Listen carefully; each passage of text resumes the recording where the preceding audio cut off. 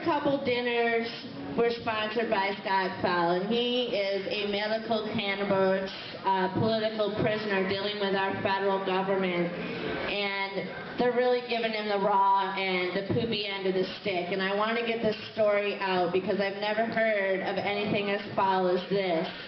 And he said, oh, I don't know if I should speak because it's kind of a downer. But it's really important for us to know that not only are we here for each other, but we're fighting, you know, a pretty big global picture here. The volunteers that showed up here to help serve this wonderful dinner. A round of applause.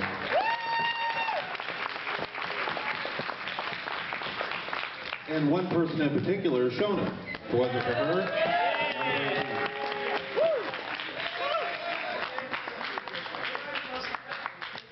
Okay, I'll make this short and sweet. What happened is the government talked me into making a deal with them for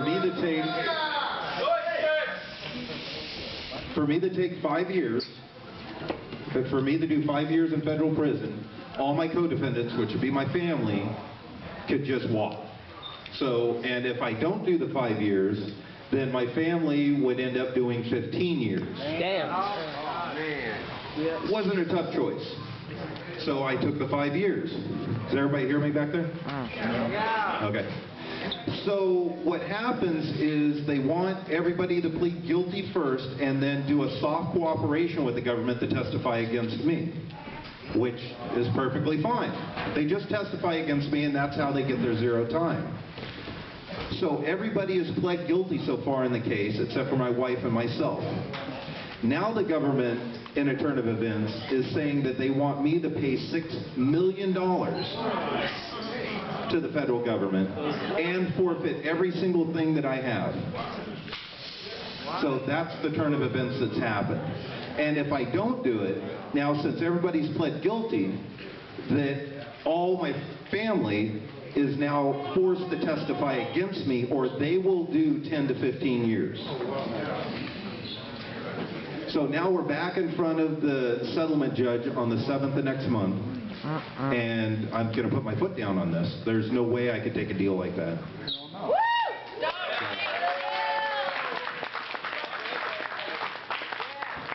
But in turn, it puts my family in a really tough position.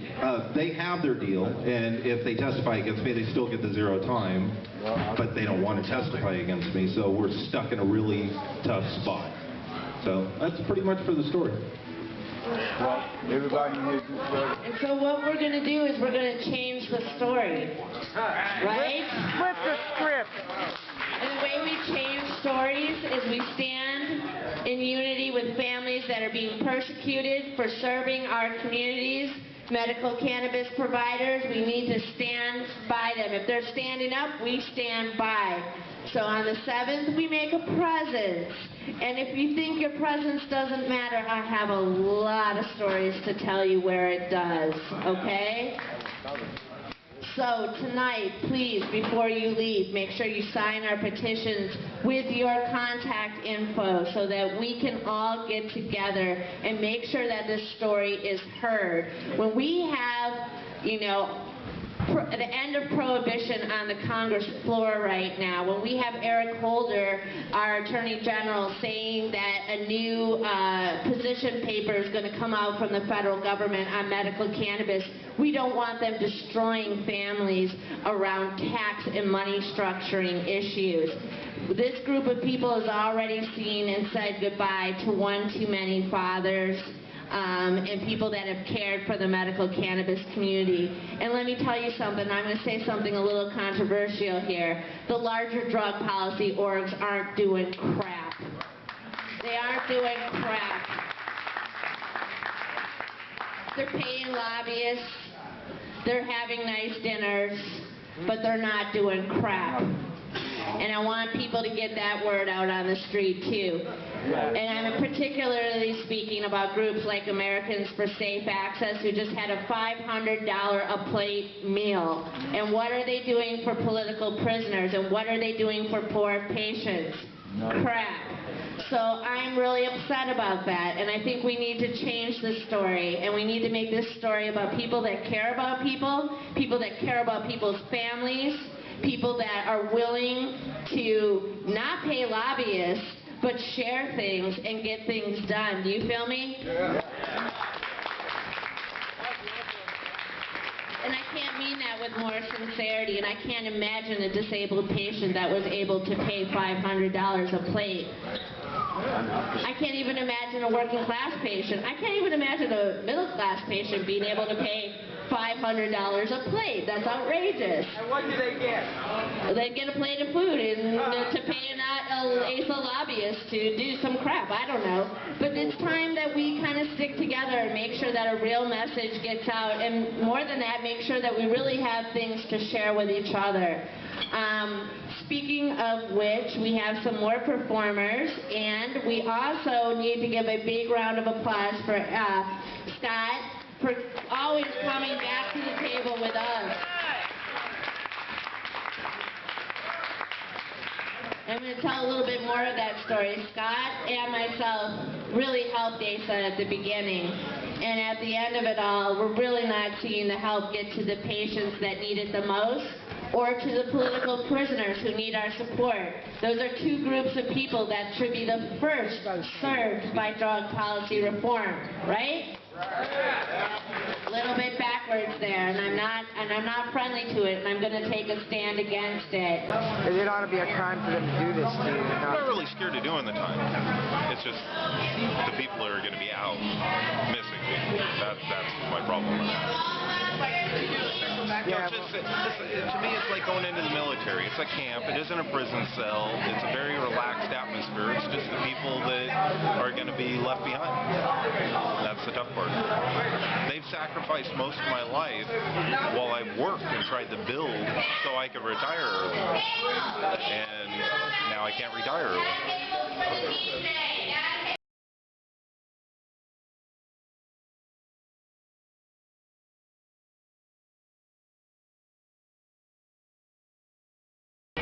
Prepared to make a statement. Free Scott Feil! Free Scott Feil! Free Scott Feil! Free Scott Feil! Free Scott Feil! Okay, hey guys, rule number one here, stay on this side of the, you gotta stay on the sidewalk. On this side of those posts. Everybody knows that. Everybody, do not go on the federal property, stay on the sidewalk right here. Oh, you made it. Yes, we did. You did. So, hey, D, how you doing? Hey, good to see you. Yeah, it was warmer this morning. Well, we got the news team here, Yes, ma'am. and we got the Axis of Love news team as well, which is me. We are. What time is the court?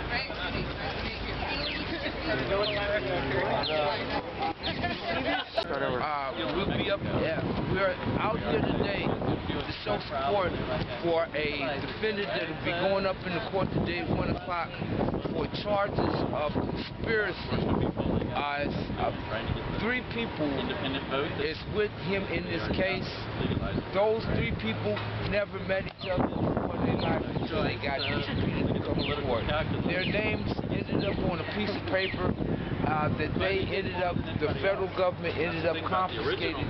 No telling where they got it from, but those three people was indicted and prosecuted for conspiracy. And I don't think it's fair. For those of you guys who don't know me, my name is Greg Ledbetter. I'm the activities person for Axis of Love, as well as one of the board members of Black and Brown Just Cannabis Policy. And if you can recall correctly, Obama made a statement just recently concerning medical cannabis and the people that go and are prosecuted.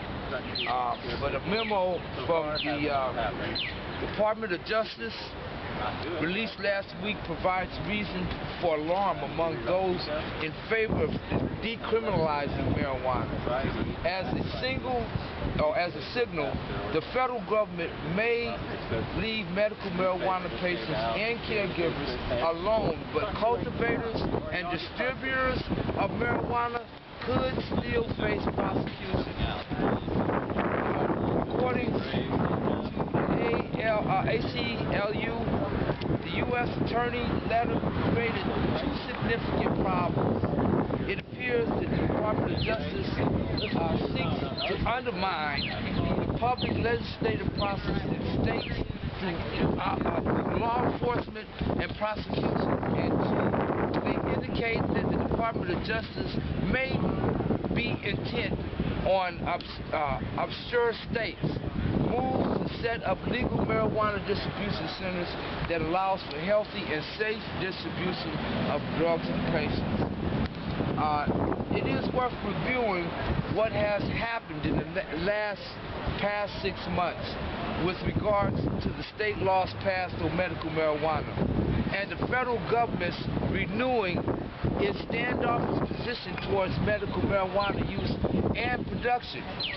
Arizona decriminalized the use of marijuana in 2010. In June, California-based companies WeGrow opened a supersized garden center in Phoenix to make it possible for people to purchase all the products and services necessary to responsibly cultivate marijuana on their own.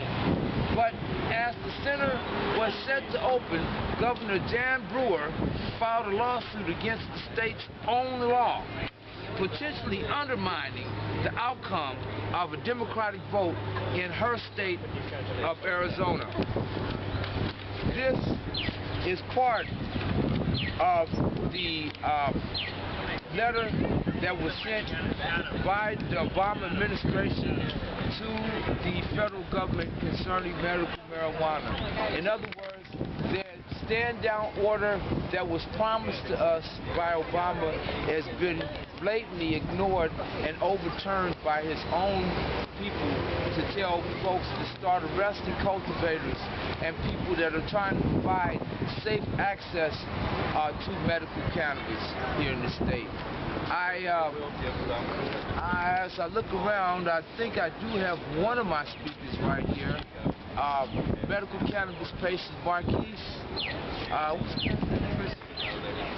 Marquise Osby is here to turn around and say a few words on our behalf. My name is Marquise. I'm a patient advocate with the medical cannabis community. It's very hard for members of the medical cannabis community to have safe access and affordable access to their medicines. Some patients and members of the medical cannabis community suffer from life-terminating illnesses that medical cannabis has been proven to help them in ways that normal pharmaceutical medicines can't help. It takes away the stress, the pain, eases life to deal with, things like that. If the federal government is not going to provide federal access, then why are we voting these people in? If they're not going to give us what we ask of them, then why are we giving them what they ask of us? Thank you. I've been protesting. One of our members and service providers, Scott Feil, is at federal court today to find out whether he is going to have to do 10 years behind bars for conspiracy charges for having his name on a piece of paper. The main reason that we're here is because Obama Obama administration had promised a stand down on medical cannabis. San Francisco and California is a sanctuary state here, and just recently our president made a statement that he is going to take a stand on cultivators and the distributors of medical cannabis. And at this present moment, it goes completely against what was promised to us prior to getting into office. We are making a film of this. We're going to send up to Capitol and see if President Obama would like to turn around and respond to this.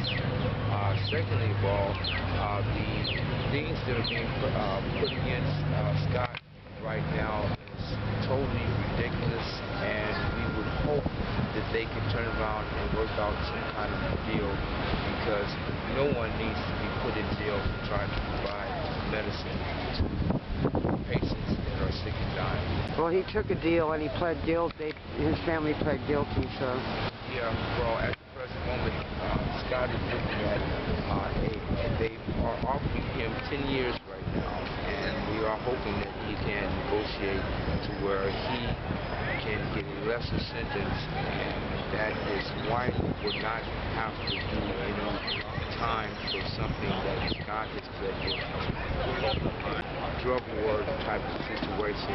I think that Scott is just one of many people, and especially people of color, that are being prosecuted by the federal government. That this particular case is being kept low profile and under the wire.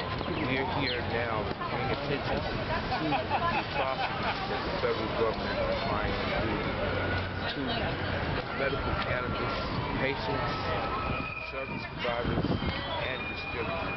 And in California, that is something that we've already taken care of. The federal government needs to turn around and stand. We're patients, not criminals. We're patients, not criminals. Our state, our medicine. Our state, our medicine. Our state, our medicine. We are protesting out in front of the federal building. We are not allowed to go up and witness what's going on in Scott right now. Everything is being put behind closed doors and trying to keep under the wire, so folks like you and I don't know what kind of persecution is going on up there. I'll give you a little pointer of what's going on up there. They are doing they're trying to negotiate what Scott is going to take. What's on the table right now? 10 years for him, 5 years for his wife. They even want to do something to his kid. His kid ain't even 12 years old. Okay? This is some pretty messed up stuff. For having your name on a piece of paper that the federal government happens to get a hold of. This is not fair. This is not just. And this is not just us. This is us. All right? Not just us. Us. So Axis of Love just got back from a rally at the Oakland Federal Building for Scott Feil, and so give us an update, because you've been on the phone while I was on the train back. So tell our viewers what happened to Scott since we were not allowed to see what happened to him in federal court. So, for patient advocates and the rest of the world now, this is going to be about what happens in the back rooms. And apparently, federal defendants aren't allowed to tell the truth about what's being offered, as a penalty? As a penalty. They were going to give him a reduced years in jail and fine him $6 million, which obviously he does not have, and no compassionate provider would have a spare $6 million for the federal government. And if they did, they'd really be a criminal. Right. And so this is a landmark day for patient advocates. We've experienced from the get-go, when we've been working on this social justice issue with Scott Feil and his family, misconduct by the federal prosecutors. The first time we went up to do federal court in San Francisco, we were all in the courtroom, and the judge took a recess, and we were all outside the courtroom, and the prosecutors had requested a closed courtroom, and when we came back from recess, I tried to open the doors to a federal court in America with disabled activists behind me, and a federal marshal was holding the door shut. We thought the court had been closed. We left. We shouldn't have. Judge Zimmer hadn't been seated back at his bench yet, and he got to the bench, and Magistrate Zimmer looked out and said, "Where did everyone go?" They played a trick on us. Yeah. They played a trick on us. They didn't want us to witness what is going on in this drug war. And the drug war is not about drugs. It's about information and who will trade information with what money. And I have this to say to President Obama. I'm exhausted, and I cannot believe that you are allowing this to happen on your watch. Cannabis voters are leaving the Democratic Party as we speak and re-registering in other parties because they feel betrayed. I don't think that's a good idea. No. I think that's a horrible idea. I urge cannabis voters to remain Democrats. And I hope this gets to Eric Holder and President Obama. I'm exhausted today. I look horrible. I'm frattered and torn at this miscarriage of justice. It's unbelievable to punish a man and his entire family for telling the truth to the American public. And about the $6 million, fine, you know, and having all these secret clandestine backroom deals going on. This is outrageous. This should be in full public view. You can't offer, I mean, if this is what they're offering someone who did his due diligence, it was a completely legitimate, compassionate provider, what are they offering people that are actual criminals behind closed doors? That's what's on patient advocates' minds today. Not just, oh my God, what just happened to us, but what's really going on in those back rooms? When I have to agree with George Shultz of the Reagan administration that the drug war has failed and the United Nations has agreed upon this, I want to know what President Obama is going to do to enact and implement reasonable, fair, and just policy around medical cannabis. Not a statement that's blurred beyond recognition from a deputy, attorney general. We need to change the law now. We have 30 senators that are medical cannabis senators, and they approved the reinstatement of acting director Michelle Leonhardt. Unbelievable. Speak up, senators. We put you in office. Now, Scott may get a new trial out of this. Well, he hasn't really had a trial yet. It's really expensive to go on trial and fight the federal government. I think that President Obama should sit down with Ed Rosenthal's family and find out how much that actually cost and how much taxpayers' money was wasted. And this will be a similar circumstance. This is unbelievable. And Scott's gone back into the room. They're going back to the table. I have no idea if they're going to further bargain with him, if they're going to pull the whole deal off the table. I will tell you, I encouraged him not to take a deal and to go to trial, because then at least patient advocates whose lives hang in the balance will be able to honestly view what's going on. This is incredibly unjust and beyond any concept of democracy.